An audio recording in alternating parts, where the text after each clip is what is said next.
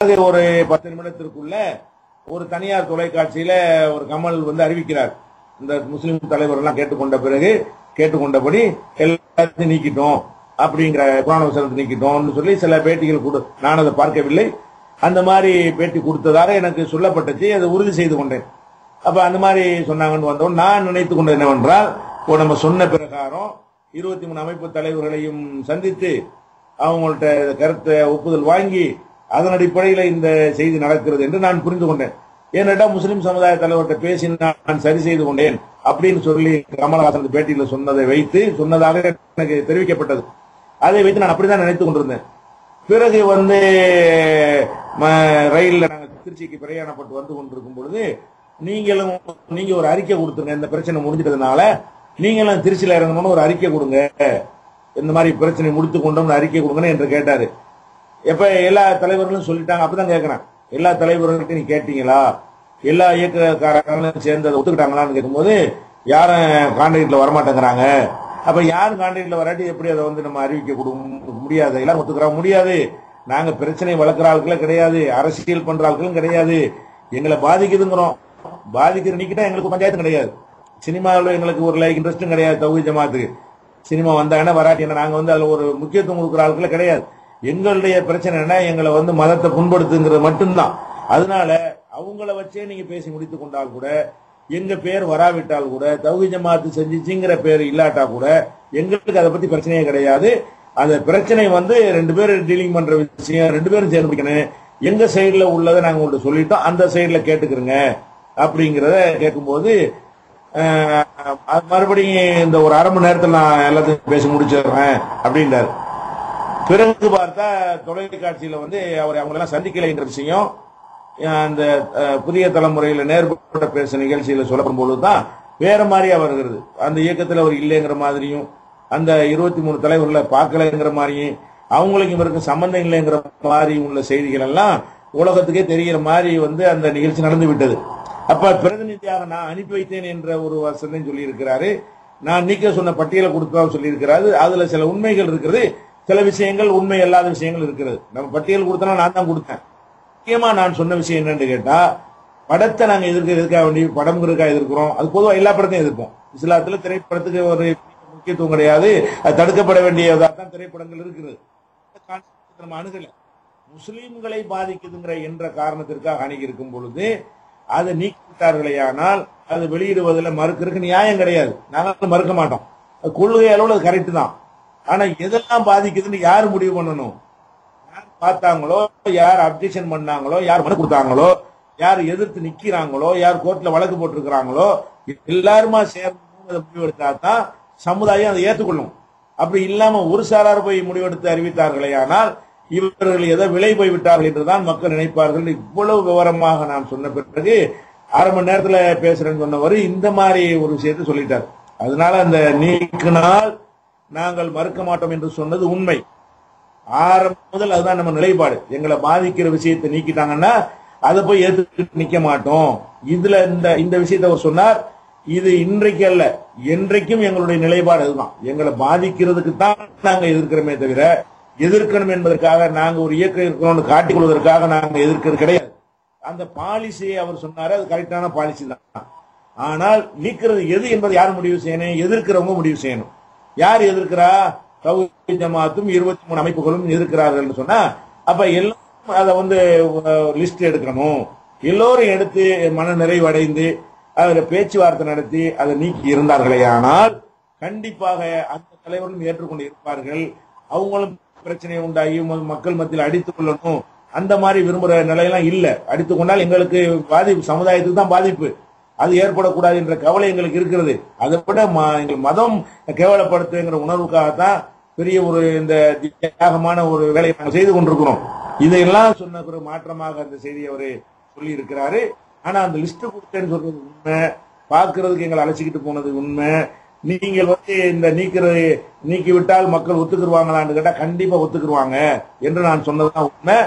அதோட இன்னும் ஒரு உண்மையை சேர்த்து இருந்தா கரெக்டா இருந்திருக்கும். 3 உண்மையை கரெக்டா சொன்னவரு 4வது உண்மை என்னவென்று சொன்னால், இது எல்லாமே யாரெல்லாம் எதிர்க்கிறாங்களோ அனைவரும் சேர்ந்து இதை முடிவெடுக்கணும்.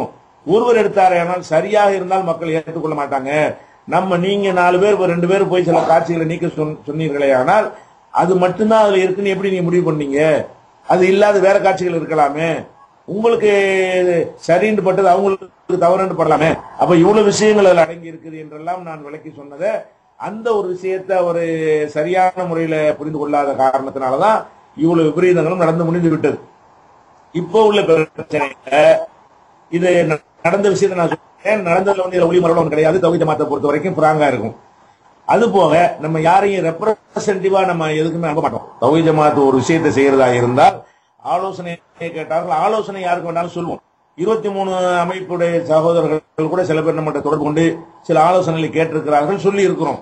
ஆலோசனையா எடுத்துக்கொள்ளணுமே தவிர அதிகாரப்பூர்வ எங்கள் கருத்தாக நாங்கள் மக்களுக்கு சொல்வதாக இருந்தால் அதை நாங்க தான் சொல்லுவோம். எங்க அமைப்பு கொண்டு சில விதிமுறைகள் இருக்கு, சட்ட விதிகள் இருக்கிறது. அதன் அடிப்படையில் வழக்கு போடுறாங்க யார் போடணும், அறிக்கை விடுறாங்க யார் அறிக்கை விடணும், செய்தியாளர்களை யார் சந்திக்கணும், முடிவு எப்படி எடுக்கணும் என்று ஒவ்வொன்றுக்கும் எங்க அமைப்புல வந்து விதிமுறைகள் இருக்கிறது. அந்த அடிப்படையில தான் நம்ம செய்வோம். நம்ம ரெப்ரசன்டேட்டிவா, அதாவது எங்களுடைய பிரதிநிதியாக அவரை வந்து நம்ம அந்த வீட்டுக்கும் அனுப்பவில்லை, புதிய தலைமுறைக்கு பேட்டி கொடுக்கவும் அனுப்பவில்லை. புதிய தலைமுறையில பேட்டி கொடுத்த பிறகு மக்கள் சொல்லிதான் எங்களுக்கே தெரியும். அதுக்கு பிரதிநிதி அனுப்பல. இதை நம்ம பதிவு செய்யணும். அதே நேரத்தில் வந்து இது ஒரு முடிவுக்கு வரணும் என்பதுதான் நாங்களும் விரும்புறோம். இது வந்து இப்படி நீடிச்சுக்கிட்டு போறதுங்கிறது நல்லது கிடையாது. ஏதாவது ஒரு முடிவு வரத்தான் போகிறது. நாளைக்கு நீதிமன்றமே தடையை நீக்கி வெளியிட்டாலும் இப்படியே வெளியிட்டால் அது என்ன மாதிரி நாங்கள் பயந்தோமோ அந்த விளைவுகள் ஏற்படத்தான் செய்யும். தகராறுகள், சண்டைகள், பிரச்சனைகள் வரத்தான் செய்யும்.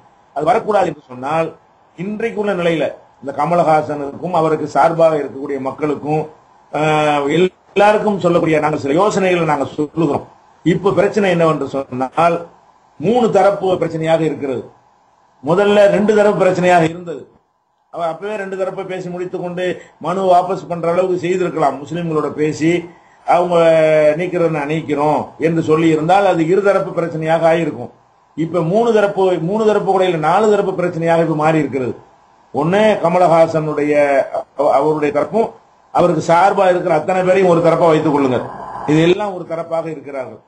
இன்னொரு தரப்பாக எடுத்துக்கொண்டீர்களேயானால் தௌஹீத் ஜமாத்தும் அந்த 23 அமைப்புகளும் முஸ்லிம் சமுதாயமும் அதெல்லாம் சேர்ந்து இன்னொரு தரப்பு, 2 தரப்பு. 3வது எடுத்துக்கொண்டீர்களேயானால் சட்டம் ஒழுங்கு பிரச்சனை ஏற்படக்கூடாது என்பதற்காக அரசாங்கம் தரப்பு, கவர்மெண்ட் நடத்துறவங்க அதை கவனிப்பாங்க, அவங்க ஒரு தரப்பாக ஏற்படுத்திக்கிறாங்க. 4வதாக இந்த 4வது தரப்பை உண்டாக்குனது கமலஹாசன் நீதிமன்றத்துக்கு போன காரணத்தினால கோர்ட் ஒரு தரப்பாக இப்ப இருக்கிறது. 4 விதமான ஒரு சிக்கல்ல இருக்கக்கூடிய நேரத்தில் இதை தீர்க்கிறதா சரியான முறையில் தீர்க்கணும் நினைச்சோம் என்று சொன்னால் அவர் நன்மையை நாடி அவருக்கு நன்மை நாடக்கூடிய இருந்தால் ஈஸியாக எளிதாக இதை வந்து தீர்த்து விட முடியும். என்ன பிரச்சனை, முஸ்லிம்கள் என்னெல்லாம் பாதிக்க நினைக்கிறீங்க என்று இந்த யார வந்து 2 பேரை வந்து நீக்கிட்டு வர அவங்க அறிவிச்சிருக்கிறாங்க.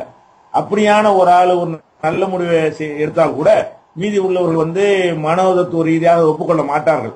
சம்பந்தப்பட்ட எங்களை கேட்காம வேற ஆளை பற்றி எப்படி கேட்கிறேன்னு தான் நினைப்பார்கள். வெளிப்படையா சொல்லாட்டாலும் நான் நினைப்பேன், அவர்கள் நினைப்பார்கள், எல்லாரும் நினைப்பார்கள். அதை தவிர்க்கிற விதமாக உடனடியாக இப்ப கமலஹாசன் தரப்பில் உள்ளவர்கள் அந்த 23 அமைப்புடைய தலைவர்களை சந்தித்து என்னென்ன உங்களுக்கு நீக்கப்பட வேண்டியிருக்கிறது, எதெல்லாம் நீக்கினால் முஸ்லிம் சமுதாயத்தினுடைய மனம் புண்படாது என்று கேட்டு அந்த பேச்சுவார்த்தையை நடத்தி 2 பேரும் இணக்கமான முடிவுக்கு வந்து அதன் அடிப்படையில் அந்த காட்சிகள் நீக்கப்படையானால் அப்ப வந்து தௌஹீத் ஜமாத்துக்கு அப்ஜெக்ஷன் கிடையாது. தௌஹீத் ஜமாத்துக்கு தனி நிலையெல்லாம் நாங்க எடுக்க மாட்டோம். முஸ்லிம்களை புண்படுவார்களா என்கிற விஷயத்திலாம் கரெக்டான முடிவை தான் எல்லாரும் எடுப்பாங்க. அப்ப அந்த முடிவு அவர்கள் எடுக்கக்கூடிய முடிவை நாங்கள் எங்கள் முடிவாகவும் ஏற்றுக்கொள்வோம்ங்கிற அளவுல நாங்க பேரை வாங்கணும், நாங்க தான் போய் அங்க பேச்சுவார்த்தை நடத்தணும், நாங்க தான் சைன் பண்ணணும் என்று காட்டணுங்கிறது எங்களுக்கு தேவை கிடையாது. அப்படி விரும்பக்கூடிய ஜமாத்து கிடையாது. அதை வந்து அவர் செய்தாரையானால், அதாவது இந்த பிரச்சனைக்குரியர்கள் ஆகிவிட்ட பஷீர் சகோதரர் வந்து ஒரு நல்ல நோக்கத்தில் பாடுபட்டு இருந்தாலும் அவர் இன்னைக்கு பிரச்சனைக்குரியவர் ஆயிட்டதுனால் அவரை மையமாக வைக்காமல் இவங்களாகவே அணுகி அதை வந்து செய்தார்களேயானால் அப்ப சரி நீக்கிவிட்டோம் என்று சொல்லி இருதரப்புமாக சேர்ந்து உள்துறை செயலாளர் சந்தித்து இந்த சட்டம் ஒழுங்கு பிரச்சனைக்குரியது. ஏன்னா அரசாங்கத்தை வந்து அரசாங்கத்தின் கையில போய் ஒரு கௌரவ பிரச்சனை மாதிரி ஆக்கப்பட்டு விட்டது. கவர்மெண்ட்டுக்கும் ஒரு தப்பான ஒரு தீர்ப்பு கொடுத்து விட்டார்கள், தடை போட்டு விட்டார்கள். ஒரு அரசாங்கத்துக்கு அவப்பெயர் வரக்கூடாது என்பதற்காக அவங்களும் சட்ட ரீதியா போராடத்தான் செய்வாங்க. நாம செஞ்ச உத்தரவு சரிதான் என்று காட்டுவதற்காக வேண்டி கவர்மெண்டும் சில நடவடிக்கைகள் எடுக்கத்தான் செய்வார்கள். அந்த மாதிரி ஒரு இதுல முருகல் இருக்கக்கூடிய நேரத்தில் இவங்க அந்த மாதிரி போய் உள்துறை செயலாளரை சந்தித்து எங்களுக்குள்ள நாங்கள் பேசிட்டோம், சட்டங்களுக்குள்ளதான் நீக்கிட்டோம் என்று ஒரு கடிதத்தை கொடுப்பார்களே. ஆனால் கோர்ட்டே வந்து கோர்ட் 4வது தரப்பு தேவைப்படாது. இப்ப 4வது தரப்புக்கு வேலை இல்லை. 144 போட்ட ஒரு அரசாங்கம் நாங்கள் 144 விலக்கிக் கொள்றோம்னு சொல்லிவிட்டால் அப்ப அந்த படத்தால் எந்த பிரச்சனையும் வராது என்கிற மாதிரி முஸ்லிம் சமுதாயத்துக்கு செய்தி போய்விடும், முஸ்லிம் அல்லாத மக்களுக்கும் அந்த செய்தி போய்விடும். அப்ப இது ஒரு அவங்க வந்து முஸ்லிம்களை அரசியல் பண்ணல, அவங்கள பாதிக்குதுங்கிறது தான் சொன்னாங்க. சரியான காரணம் சொல்லும் பொழுது ஏற்றுக்கொண்டார்கள். கமலஹாசனும் அப்படி இல்லை, அவரும் முஸ்லிம்களுடைய உணர்வுகளை புரிந்து கொண்டு அவர் நீக்கிவிட்டார். இதை வந்து ஒரு முஸ்லிம் அல்லாதவர் பிரச்சனை மாதிரி ஆக்கப்படுவது கூட முடிவுக்கு வந்துவிடும். அப்ப கமலஹாசன் தரப்புல இது ஒரு சட்ட போராட்டம் நடத்துவதை விட அவர் இது மாதிரியான அணுகுமுறை அப்பவும் கையாண்டிருக்கலாம், இப்பவும் கையாளலாம். இதை செய்வதன் மூலமாக ஒரு நல்ல தீர்வு கிடைக்கும் தான் நாங்க விரும்புறோம். தௌஹீத் ஜமாத் நிலைப்பாடை பொறுத்த வரைக்கும் நிலைப்பாடு விஷயத்துல அரசியலுக்காக நாங்க இதை செய்யவே மாட்டோம். நாங்க தேர்தலில் போட்டியிடவும் மாட்டோம். இதை வச்சுக்கிட்டு நாங்க தௌஹீத் ஜமாத்து ஒண்ணு இருக்குதுன்னு பேர் எடுக்க வேண்டிய அளவுக்கு இந்த ஜமாத்துக்கு வந்து இறைவன் பேரை தந்திருக்கிறான். இதையெல்லாம் வைத்து ஒரு பேர் எடுக்கவும் முடியாது. இதை விட பல நல்ல காரியங்களை செய்து இந்த ஜமாத் வந்து பேர் எடுத்திருக்கிறது. அதனால இந்த ஜமாத் ஒரு விஷயத்தை கையில் எடுக்கும் என்று சொன்னால் அது நன்மை தீமை தான் எடுக்கும் என்பதை நீங்கள் புரிந்து கொள்ள வேண்டும். அதே நேரத்தில் பிரச்சனை சுமூகமாக முடிவதற்குரிய வாசல் திறக்கப்படுமையானால் வீம்பு பிடிக்காமல் சொன்னதையே சொல்லாமல் எதிர்த்தரப்புடைய அவங்களுடைய நியாயங்களை கருத்துல கொண்டு கொஞ்சம் முன்ன பின்ன இருந்தால் கூட சில விஷயங்களை விட்டுக் கொண்டு இனிமேல் எதிர்காலத்தில் யாருமே இது மாதிரி எடுக்க மாட்டார்கள் என்கிற விஷயத்தில் நம்ம வெற்றி பெற்று இருக்கிறோம். முஸ்லிம் சமுதாயம் வந்து இனிமே முஸ்லிம்களை தேவையில்லாமல் சீண்டக்கூடாது, அவங்க எந்த அளவு காயப்பட்டு இருந்தால் இப்படிலாம் கொந்தளித்து எழுவார்கள் அளவுக்கு திரைத்துறையினரே இன்னைக்கு புரிந்திருப்பார்கள். உள்ளுக்குள்ள அவ்வளவு எவ்வளவு கசப்பு இருந்தாலும் இனிமேல் இந்த மாதிரி அவங்க சம்பாதிக்கிறதுக்கு தான் படம் எடுக்கிறாங்க. அதுக்கு வந்து ஆபத்து வரும் என்று சொன்னால் அவங்க திருந்தாவிட்டால் கூட அவங்களால எடுக்க முடியாது, சம்பாதிக்க முடியாமல் போய்விடும்.